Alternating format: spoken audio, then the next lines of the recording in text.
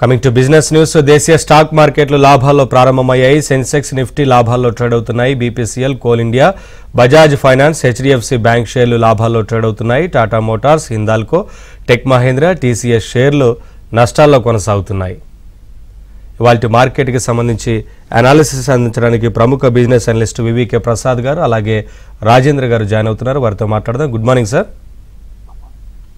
Sir, ముందుగా ప్రసాద్ గారు, మీరెప్పుడు మనం విన్నా సరే మనకు తెలిసిన స్టాక్ బదులుగా గ్రోత్ ఉన్న స్టాక్స్ తక్కువ ధరల్లో దొరికితే కొనుక్కొని పోర్ట్ఫోలియో ఏర్పాటు చేసుకుంటే ఫలితాలు బాగుంటాయంటూ చెప్తుంటారు. అయితే దానికి ఏమైనా సాక్ష్యాధారాలు చూపించగలవా? అటువంటి స్టెప్స్ తీసుకొని సంవత్సరం క్రితం 6 నెలల క్రితం పోర్ట్ఫోలియో స్టార్ట్ చేసి ఉంటే ఇండెక్స్తో సమానంగా లాభాలు సంపాదించే అవకాశం ఉందా? ఖచ్చితంగానండి. ఎప్పుడు కూడా ప్రాథమిక సూత్రాలను మర్చిపోయి నేల విడిచి సాగు చేసినట్టుగా చేస్తే ఇన్వెస్టర్లు కొద్ది గొప్ప భంగపడతా ఉంటారు.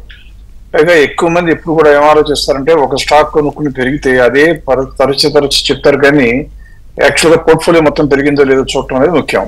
ఇప్పుడు నేను నా స్క్రీనే కనుక మీరు చూస్తున్నట్లయితే అందులో నేను 4 కండిషన్స్ చెప్పడం జరిగింది. అంటే ఏ పోర్ట్ఫోలియో అయినా ఎప్పుడైనా ఎవరైనా ఎంత అమౌంట్ తో చేసినా కూడా ఇలా జాగ్రత్తలు తీసుకోవటం కంపల్సరీ. ఏంటవి? మనం కొనే స్టాక్ల యొక్క ఎర్నింగ్స్ పెరుగుతున్నాయో లేవో చూడాలి. ట్రైలింగ్ 12 months రిజల్ట్స్ ప్రకారం చూస్తే చెప్తూ ఉంటాం. అదే పద్ధతి ఫాలో అవుతాం మనం. అలాగే ప్రాఫిట్ మార్జిన్స్ పెరుగుతున్నాయా లేదా, ఒకటి ప్రాఫిట్లు పెరగడమే కాకుండా మార్జిన్స్ పెరిగాయా లేవో చూస్తే మంచి స్టాక్స్ ఏవో తెలుస్తాయి. తర్వాత మీరు అనుకున్న స్టాక్లకి ఫెయిర్ వాల్యూ కనుక అలాంటి వాళ్ళు ఎవరైనా చెప్పినా లేదా మీరు కనుక నిర్ణయించుకోగలిగితే ఆ ఫెయిర్ వాల్యూకి మార్కెట్ వాల్యూకి గ్యాప్ కనీసం 30% ఉండాలి. 150 కన్నా అంటే 10 రెట్లు పెరుగుద్ది అనేటువంటి వస్తే దానికి దూరంగా ఉండటం మంచిది, మరీ ఆశగా పడకుండా. ఆ తర్వాత ఏ సెక్టర్లోనైనా అంటే ఎంత మంచి కంపెనీలు ఉన్నా సరే సాఫ్ట్వేర్ కంపెనీలు మొట్టమొదటి 4 ఉంటే 4 కొనకూడదు. మీరు 10 కంపెనీలు కొనాలంటే ఒక్కొక్క దానిలో 10% పెట్టాలి కాబట్టి 20% కన్నా అంటే 2 స్టాక్స్ కన్నా ఒక సెక్టర్ నుంచి కొనకూడదు. ఇప్పుడు నేను ఏం చేస్తానంటే మీరు అడిగినట్లుగానే 1 year క్రితం అంటే మనం ఇప్పుడు 30th ఆగస్టులో ఉన్నాం కాబట్టి లాస్ట్ ఇయర్ అంటే దాదాపుగా 29th August 2023లో ఈ ప్రాథమిక సూత్రాలను అనుసరించి కొనుక్కుంటే ఏం పోర్ట్ఫోలియో వచ్చి ఉండేది. ఇందులో మీకు కావాలని నేను ఏం చేస్తానంటే ఎక్కడ కూడా వాస్తవాలను దాగటం ఉండకూడదు కాబట్టి నిజమైన పోర్ట్ఫోలియో చూపిస్తున్నాను. ఇందులో చూస్తే 10 స్టాక్లు కనపడతా ఉన్నాయి ఆ రోజు చెప్పిన వాటిల్లో. అందులో పర్టికులర్ గా మీ అందరి దృష్టి దేని మీద వెళ్తుందో కూడా నాకు తెలుసు. 3వ స్టాక్ బీసీజీ అంటే హైదరాబాద్ బేస్డ్ కంపెనీనే, చాలా మోసపూరిత కంపెనీ. కానీ రిజల్ట్స్ డిక్లేర్ చేసే నాటికి మోసపూరిత కంపెనీ మనకు తెలియకపోతే ఏం చేస్తాం, కొనుక్కుంటాం. కొనుక్కున్నా కూడా మనకు నష్టం రాదని చూపించడానికే చూపిస్తున్నాను. ఇక్కడ 10 కంపెనీలు, ఒక్కొక్క కంపెనీలో 1,20,000 చొప్పున 12 లక్షల పోర్ట్ఫోలియో బిల్డ్ చేస్తే అవన్నీ కూడా రైట్ హ్యాండ్ సైడ్ కార్నర్ లో ఉన్నాయి కనుక మీరు చూస్తున్నట్లయితే ఎంతెంత పెరిగినాయో తెలుస్తోంది. ఇప్పటికి ఆ 12 లక్షల పోర్ట్ఫోలియో 17,87,000 అయింది. ఇప్పటికి నిన్నటి వరకు అంటే 29th August 2024 వరకు ఎంత పర్సెంటేజ్ వచ్చిందో అని చూస్తే మీరు అనుకోవచ్చు ఇండెక్స్ కూడా పెరిగింది కదండి అంటారేమో. కరెక్టే, ఇండెక్స్ ఎంత పెరిగింది ఇదే పీరియడ్ లో 28% పెరిగింది. కానీ మన పోర్ట్ఫోలియో ఎంత పర్సెంటేజ్ పెరిగింది? 44% పెరిగింది. అంటే మీకు అర్థం కావాల్సింది ఏంటి, ఒకవేళ కనుక పోర్ట్ఫోలియో బిల్డ్ చేసినప్పుడు ప్రాథమిక జాగ్రత్తలు తీసుకుంటే ఎక్కువ సార్లు ఇండెక్స్ కన్నా మెరుగైన రిటర్న్స్ ఆటోమేటిక్ గా సంపాదించడానికి అవకాశం ఉంటుంది. ఇప్పుడు అదేమైనా అదృష్టవశాత్తు ఏమో అనుకోవటానికి వీలు లేకుండా మీరు ఒక 6 నెలలు అన్నారు. ఇప్పుడు ఏం చేస్తుంటే ఫిబ్రవరి, మనం ఆగస్ట్ లో ఉన్నాం కాబట్టి 6 నెలల క్రితం ఫిబ్రవరిలో కనుక పోర్ట్ఫోలియో బిల్డ్ చేస్తే ఇందులో కూడా 10 స్టాక్లు బిల్డ్ చేస్తే చూడండి, అందులో 3 స్టాక్లు రెడ్ కలర్ లో ఉన్నాయి. అంటే మనకి లాభం రాకపోగా నష్టం కూడా వచ్చింది ఆ 3 అయినా కూడా మనం పెట్టిన 12 లక్షలు ఎంతగా పెరిగింది? 15,02,000 అంటే దాదాపు 25% 6 నెలల్లో పెరిగింది. ఇప్పుడు కూడా మళ్ళీ అనొచ్చు ఇండెక్స్ బాగా పెరుగుతుంది కదండి, పెరిగిందేమో అనుకోవడం వీలు లేకుండా నేను ఏం చేస్తానంటే ఇండెక్స్ లో కూడా చూద్దాం ఒకసారి. ఇండెక్స్ కనుక ఇప్పుడు చూసినట్లయితే ఇదే సమయంలో ఇండెక్స్ ఏమో 12.92% పెరిగితే ఈ పోర్ట్ఫోలియో 22.7% పెరిగింది. అంటే మీకు అర్థం కావాల్సింది ఏంటంటే కనీస జాగ్రత్తలు తీసుకుంటే మనకి అసలుకు నష్టం వచ్చే అవకాశాలు బాగా తక్కువ, ఉండవు అని చెప్పను. మార్కెట్ మొత్తం పడిపోతే పడిపోవచ్చు, కానీ 90% ఆఫ్ ద టైమ్స్ లో మీకు మార్కెట్ కన్నా మెరుగైన రిటర్న్స్ ఆటోమేటిక్ గా అలవోకగా వస్తాయి. అది తెలుసుకుంటే మంచిదని నా ఉద్దేశం. యా, మరొకవైపు రాజేంద్ర గారు, ఆగస్టు నెలలో ఇప్పటి వరకు నిఫ్టీ ప్రయాణం గమనిస్తే గనక హెచ్చుతగ్గులు ఏమీ లేనట్లుగా కనపడుతోంది. ఇటు రాబోయే రోజుల్లో మార్పు ఏమైనా ఉండొచ్చు అంటారా? అలాగే బ్యాంక్ నిఫ్టీలో కూడా పెద్దగా మార్పులు ఏమీ లేవు అనే దానికి గమనం కూడా ఎలా ఉండొచ్చు అనేది? మనకి మీరు అన్నట్టు నిఫ్టీ మనకి ఆగస్ట్ 1st లో స్టార్ట్ అయినప్పుడు చూస్తే కనుక 25,000 దగ్గర ఓపెన్ అయిందండి. So within 2 or 3 days లోనే ఏదైతే Japanese probably big sell off వచ్చిందో సింగిల్ డే 13%, అక్కడ ఒక విప్సా మన దగ్గర కూడా చూసాం. ఆఫ్ కోర్స్ మీరు సిరీస్ ప్రకారం చూస్తే కనుక పెద్ద చేంజ్ లేదు, ఎందుకంటే ఓపెన్ 25,030, ఇప్పుడు కూడా 25,200, జస్ట్ 200 పాయింట్స్ పైనే ఉన్నాం. బట్ మధ్యలో 23,890 దాకా కూడా వెళ్ళటం చూసాం. సో లాస్ట్ 3 months మనం చార్ట్స్ చూస్తే కనుక ఎవ్రీ మంత్ ఏదో ఒక ఈవెంట్ ఉండి ఒక బిగ్ సెల్ ఆఫ్ వచ్చి దాని తర్వాత చాలా ఫాస్ట్ గా రికవర్ అయిపోవటం చూస్తున్నాం. దీన్ని బట్టి మనకు అర్థమైంది ఏంటంటే ఈవెన్ సెప్టెంబర్ సిరీస్ కూడా బుల్లిష్ గానే ఉండే ఛాన్సెస్ ఎక్కువ కనిపిస్తుంది.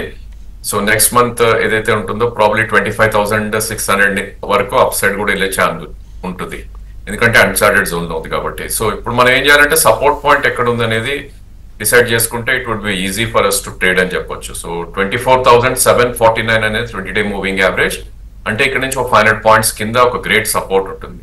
అఫ్ కోర్స్ మంత్లీ గురించి మాట్లాడుతున్నాం కాబట్టి 500-600 points is very common intra month లో ఏదైతే మూవ్మెంట్స్ ఉంటాయో. సో నిఫ్టీ డెఫినెట్ గా బై ఆన్ డిప్స్ కానీ ఇప్పుడు చెప్పొచ్చు. ఈ రోజు క్లోజింగ్ కనుక 25,078 ఏదైతే ఆల్ టైమ్ హై ఉందో దానిపైన క్లోజ్ అయింది అంటే కనుక నెక్స్ట్ మంత్ కూడా బుల్లిష్ కన్ఫర్మేషన్ మనకి చార్ట్స్ లో వస్తుంది. బట్ నిన్న మనకి విక్స్ చూస్తే కనుక ప్రాబ్లీ కొంచెం ఫియర్ అనేది బిల్డ్ అయింది హైయర్ లెవెల్స్ లో, ఎందుకంటే ఆల్మోస్ట్ వాల్టాలిటీ ఇండెక్స్ ఏదైతే ఉందో 11 నుంచి 13 దాకా కూడా రావటం చూసాం. మేబీ ఇక్కడ ఒక కరెక్షన్ వస్తుందా ఆర్ సైడ్ వేస్ లోనే ఉంటుందా అన్నకి దీనికి ఒక ఇండికేషన్, అది కొద్దిగా కేర్ఫుల్ గా వాచ్ చేయాలి. ఇక మీరు అంటే bank Nifty is very very under performing అని చెప్పొచ్చు. సో లాస్ట్ 2 months లో హై చూస్తే కనుక 53,357, ఇన్ఫాక్ట్ ఈ మంత్ ఓపెన్ 51,672, 49,600, ఆల్మోస్ట్ 2,000 పాయింట్స్ కింద కూడా వెళ్ళటం చూసాం. ఆఫ్ కోర్స్ ఈ రోజు హై ఏదైతే ఉందో 51,877, ఇది సస్టైన్ అవుతుందా లేదా అనేది మనం వెయిట్ చేయాలి. సో క్లోజింగ్ కనుక 51,877 ఏదైతే స్వింగ్ హై, ఇన్ఫాక్ట్ ఈ రోజు హై కూడా ఎగ్జాక్ట్లీ అక్కడ దాకా వచ్చి రివర్స్ అవటం చూస్తున్నాం. దానిపైన అయింది అంటే కనుక ప్రాబ్లీ ఆల్ టైమ్ హై ఏదైతే ఉందో 53,350 దాకా వెళ్ళే ఛాన్స్ ఉంది. సో ఈవెన్ బ్యాంక్ నిఫ్టీ కూడా సపోర్ట్ పాయింట్ చాలా దగ్గరలో ఉందని చెప్పొచ్చు. 50,955 ఏదైతే 20-day మూవింగ్ యావరేజ్ ఉందో మేబీ ఒక 200-300 పాయింట్స్ కిందకు వస్తే కనుక that will become a very very attractive buy. So రెండు ఇండిసెస్ కూడా సెప్టెంబర్ సిరీస్ కి బై డిప్స్ గా చెప్పుకోవచ్చు. బట్ ట్రేడింగ్ పరంగా స్టాప్ లాస్ అనేది మస్ట్ కాబట్టి 50,600 కింద Nifty stop loss, bank Nifty stop loss పెట్టుకోవాలి. అదేవిధంగా 24,650 కింద నిఫ్టీ కూడా స్టాప్ లాస్ అనేది పెట్టుకుని next month long position ride చేయొచ్చు, అది కూడా డిప్స్ లో పర్చేస్ చేసి.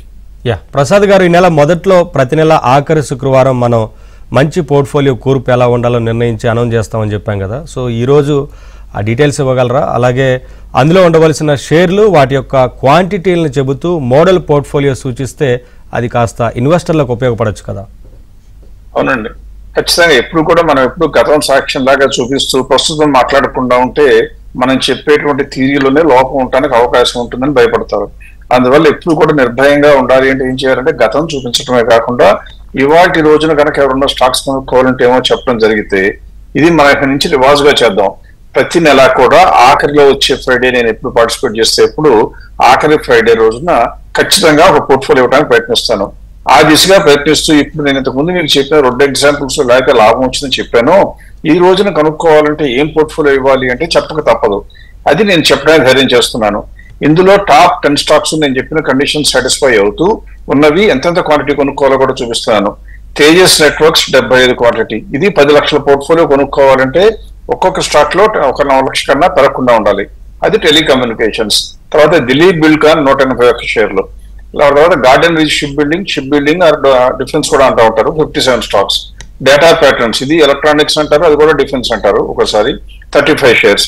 మెజగాన్ డాక్, ఇది కూడా షిప్పింగ్ ఆర్ డిఫెన్స్ అని చెప్పొచ్చు, 23 స్టాక్స్. తర్వాత తేజస్ ఇండస్ట్రీస్ రబ్బర్, తేగా ఇండస్ట్రీస్, అది తేజస్ కాదు, తేగా ఇండస్ట్రీస్ రబ్బర్ లో 59 షేర్స్. జై భారత్ మారుతి ఆటో యాన్సిలరీస్ లో 937 shares. South Indian bank banking లో 3,847 షేర్స్. అలాగే పిక్స్ ట్రాన్స్మిషన్ మళ్ళీ రబ్బర్ కంపెనీలో 68 shares. DCM Shriram industry sugar కంపెనీలో 502. ఇవన్నీ కలిపితే 9,84,000 వస్తుంది. ఇది కరెక్ట్ గా మళ్ళీ ఒక 1 year ఆగో 6 నెలలాగా మనం టెస్ట్ చేసుకుంటే ఇది ఏ మాత్రం పెర్ఫామ్ చేసిందో, ఇండెక్స్ కన్నా పెర్ఫామ్ చేసిందో లేదో కూడా చూడటానికి అవకాశం ఉంటుంది. అంటే ఎక్కువ సార్లు స్టాటిస్టికల్ గా ఇలా బిల్డ్ చేస్తే పోర్ట్ఫోలియోలు ఇండెక్స్ కన్నా ఎక్కువ బిల్డ్ చేసే కాబట్టి మీకు ఇవ్వడం జరుగుతుంది. కాకపోతే ఇది మంచి అలవాట, కొనుక్కున్నట్టే పెట్టుకోవడం మంచి అలవాటు అంటే కాదు. కానీ ఉన్నంతలో కొద్దో గొప్ప మీరు ఏది కొంటామో గుడ్లోలాగా గుడ్డిగా కొనకుండా వాళ్ళు చెప్పారు వీళ్ళు చెప్పారని కొనుక్కోకుండా బేసిస్ ఏంటో తెలిసి ఆ బేసిస్ కి గతంలో లాభాలు వచ్చాయి కాబట్టి కొనుక్కుంటే క్షేమంగా ఉండే అవకాశం ఉంటుంది. రాజేంద్ర గారు, మార్కెట్ సైడ్ వేస్లో జరుగుతున్న ఎలక్ట్రిక్ ఎక్విప్మెంట్ ఇండస్ట్రీలోను ఇటు డొమెస్టిక్ అప్లయన్సెస్ ఇండస్ట్రీలోను షేర్ల ధరలు బాగా పెరిగినట్లు కనపడుతోంది కదా. ఈ పెరగటం అనేది కంటిన్యూ అవుతుందంటారా లేక ఇక్కడతో ఎండ్ అవుతుందా? యాక్చువల్లీ సెక్టర్ రొటేషన్ చాలా స్విఫ్ట్ అండ్ ఫాస్ట్ గా జరుగుతుందండి. మీరు గమనిస్తే కనుక లాస్ట్ 2 to 3 months లో probably defence has not moved anywhere. ఎందుకంటే డిఫెన్స్ ఆల్రెడీ మనకి చూస్తే కనుక 3 months బ్యాక్ వెళ్ళి చూస్తే కనుక ఆల్ టైమ్ హై హిట్స్ అయ్యి అండ్ అక్కడి నుంచి ఒక టోటల్ కన్సాలిడేషన్స్ లో ఉంది. So probably consumer durables appliances వీటిల్లో ఇంకా ర్యాలీ ఉందా అంటే కనుక డెఫినెట్లీ ఉందనే చెప్పాలి. రీజన్ ఏంటి అంటే కనుక ఇవి ఇంకా ఆల్ టైమ్ హైస్ దగ్గరికి ఎక్కడ కూడా దరిదాపుల్లో లేవు. ఓన్లీ థింగ్ ఏంటంటే లాస్ట్ 1 month లో ఒక బిగ్ మూవ్స్ రావడం చూసాం మనం. ఫర్ ఎగ్జాంపుల్ మనం స్టోక్రాఫ్ట్ స్టాక్ తీసుకుంటే కనుక 550 నుంచి ఆల్మోస్ట్ 850 విత్ ఇన్ 1 month పెరగటం చూసాం. బట్ దీని all time high is very very far. So probably దీనిది 1133 ఆల్ టైమ్ హై. సో అలా మనకు చూస్తే కనుక స్టిల్ అబౌట్ 20-25% పొటెన్షియల్ అప్సైడ్ అయితే ఉంది. సో ఇక్కడే కొనాలా లేదంటే కిందకు వచ్చినప్పుడు కొనాలా అంటే కనుక డెఫినెట్లీ ఎస్ఐపి మోడ్ లో ఉంటేనే దట్స్ ఎ గుడ్ ఐడియా అని నా ఉద్దేశం. ఎప్పుడు కూడా 1 month లో ఒక బిగ్ మూవ్ వచ్చినప్పుడు స్టాక్స్ కొంచెం కన్సాలిడేట్ అయ్యి ఒక రిట్రేస్మెంట్స్ అనేవి జరుగుతాయి. సో నెక్స్ట్ సెక్టర్ లో బయింగ్ వచ్చినప్పుడు ప్రాబ్లీ ఈ సెక్టర్ లో సెల్లింగ్ వస్తే ఐ థింక్ దట్స్ ఆపర్చునిటీ అని అంటాను. ఈ నేపథ్యంలో సింఫనీ కానీ, క్రాంప్టన్ కానీ, బటర్ఫ్లై ఇవన్నీ కూడా మనకి నోన్ నేమ్స్. టీటీకే ప్రెస్టీజ్ ఏవైతే pressure cookers, lot of appliances ఇవన్నీ చేస్తారు. ఇవన్నీ కూడా one should try to buy అని నా ఉద్దేశం.